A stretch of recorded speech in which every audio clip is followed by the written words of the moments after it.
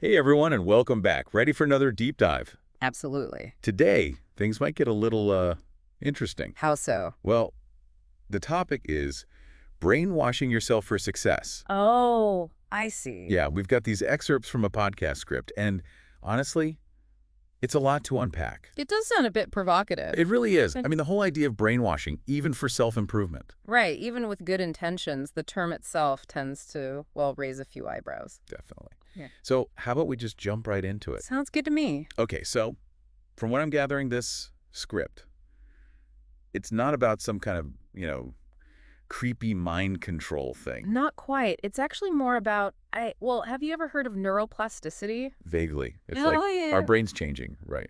Exactly. Our brains are incredibly adaptable. They're constantly rewiring themselves based on our thoughts, our experiences, even our actions. So instead of some Orwellian scheme, this script is more about tapping into our brain's natural ability to change. Precisely. Think of it like this. Imagine a world-class pianist, right? Years of practicing specific finger movements. It hasn't just made them more skilled. It's changed their brain. Yes, it's actually strengthened the neural pathways associated with those movements. Their brain has physically adapted to their practice. Okay, that makes a lot more sense. But how does this script propose we harness that power for success, specifically? Well, they focus on three core areas: thoughts, habits, and environment. Their argument is that by consciously influencing these things, We can kind of nudge ourselves towards living a more successful life. You got it. All right, let's start with thoughts then. This script uses this whole thoughts as seeds metaphor, right? right. Help me out here. What are they getting at with that?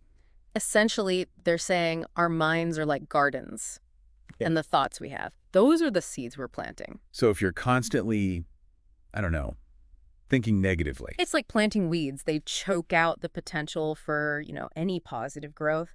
But if you cultivate positive, success-oriented thoughts, well, you're creating a fertile ground for those to grow. precisely. Okay, see, now on the surface, that sounds a lot like that classic positive thinking advice. It does, doesn't it? But is there any real science behind this, or is it just a bunch of, motivational fluff? Actually, there's a surprising amount of research that shows how powerful positive thinking can be.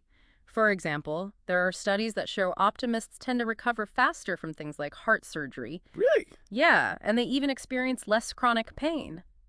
They're also more resilient when dealing with stress. So it's not just about, feeling good. Mhm. It can have actual measurable benefits on our well-being. Exactly. You see, our brains, they don't always distinguish between what's real and what we imagine. Wow. So by focusing on positive thoughts and outcomes, we're essentially like priming our brains for success on a physiological level. So it's less about thinking our way to $1 million and more about creating a mental environment that actually supports our goals. Now you're getting it. It's about shifting from a mindset of scarcity and limitation to one of abundance and possibility. And that can have a huge impact on our actions and choices. Absolutely. Okay, I think I'm starting to see how this mindful self-programming, as the script calls it, might actually work. Yeah. But how do we go from these positive thoughts to, actual changes in our lives? That's going to be where habits come in, right? You're right on the money. Thoughts are the spark, but habits. They keep the fire going. Exactly. This script really emphasizes how important small, consistent habits are. They're the building blocks of success. Okay, I feel like we've all heard that advice before, though. Sure. But this script takes it a step further, claiming that even tiny changes can have a massive impact. How does that even work? Well, remember how we talked about the plasticity of our brains? Yeah, our brains are always changing, adapting. Right. So every time we repeat a behavior, we're strengthening the neural pathway associated with it. It's like walking through a forest every single day. You're eventually going to wear down a clear path. Exactly.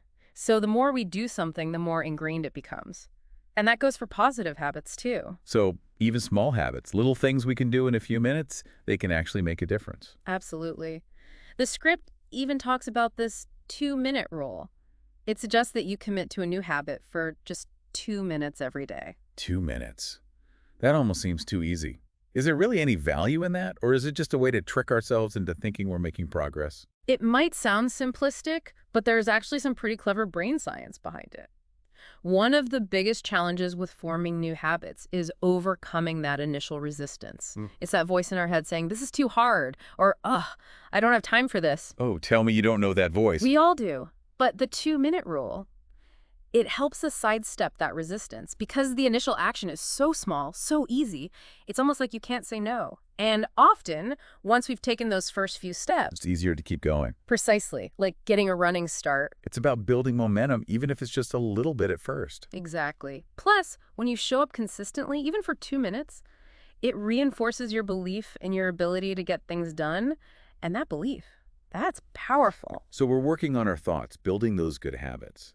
But this script, it goes a step further, right? Yeah. They talk about our environment, like how we need to shape that for success too. Right. That's where things get really interesting. Because we can't always control everything that happens around us, right? Exactly. Yeah. But we can be intentional about, the environments we choose to spend our time in, both physically and mentally. So it's more about recognizing that our surroundings, they really affect how we think and how we act. Absolutely. Think about it. Have you ever noticed how much easier it is to focus when your workspace is clean and organized? Oh, yeah. Clutter for me, that's just Yeah. no way. I can't do it. Exactly. Our physical environment, it sends these really powerful cues to our brains.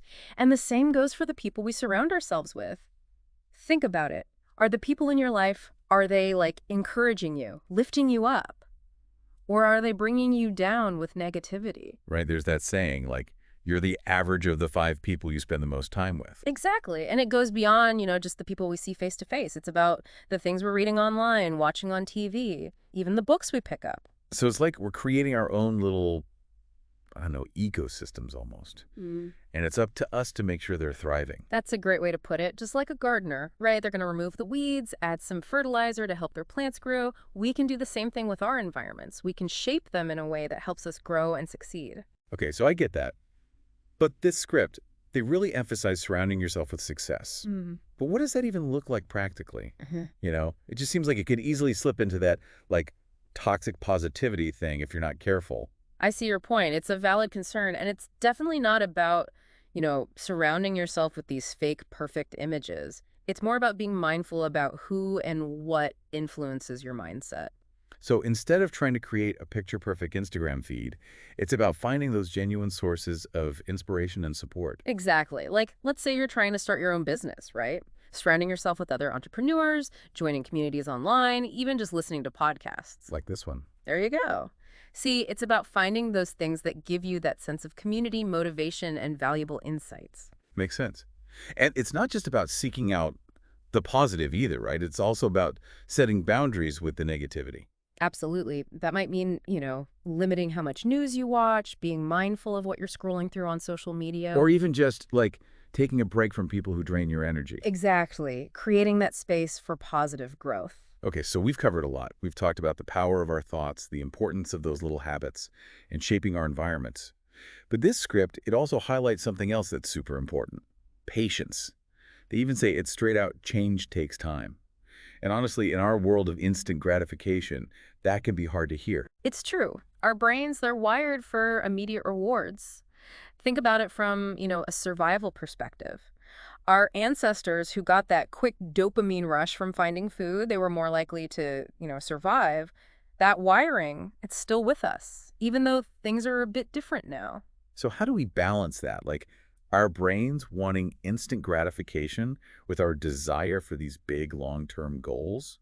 Those often require, like, serious patience. It definitely takes effort. One thing that can help is breaking down those big goals into smaller steps. That way you're creating more opportunities for those little wins along the way. So instead of focusing on, say, writing a whole book, you might focus on just one chapter a week. Exactly. Each chapter you finish, that's a small victory. It keeps you motivated. It's about those small wins adding up. What else? Visualization can be really powerful too. Instead of just like thinking about your goal in this abstract way, really try to imagine yourself achieving it. Like really imagine it. What are you seeing? How do you feel? So it's like giving our brains a little preview of that reward, even if it's not here yet. Precisely. By connecting with those positive emotions, you're strengthening those neural pathways associated with your goal. It makes it feel more real, more attainable. That makes a lot of sense. But let's be honest, there are going to be times when, we get impatient, those moments where we doubt ourselves or we just want to see results, like yesterday. That's where self-compassion is so important. So being kind to ourselves. Exactly. It's about remembering that setbacks, they're totally normal. They happen to everyone. It's not about being perfect. It's about being persistent. You got it.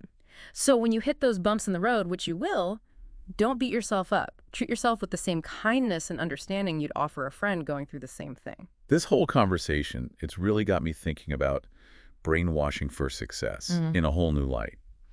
But before we wrap up, there's one thing I've been wondering about. This script, it's all about individual success, right? Right. But what happens when we, like, zoom out, you know?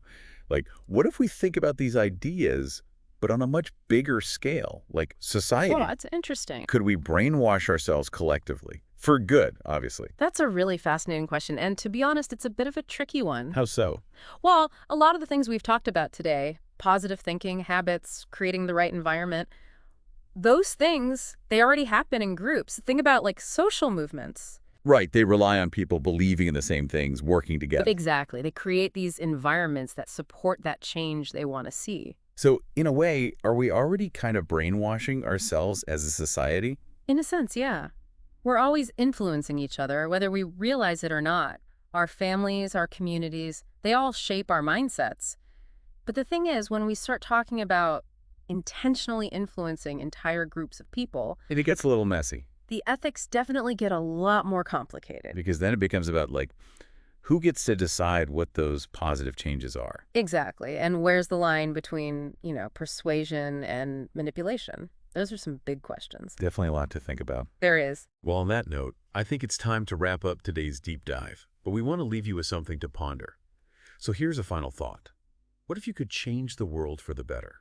It could be anything, more sustainability, more kindness, whatever matters to you. What small seeds could you plant in your own life, in your community, to help make that change happen? Think big, but start small. And who knows, maybe those little seeds will grow into something amazing. That's all the time we have for today. Until next time.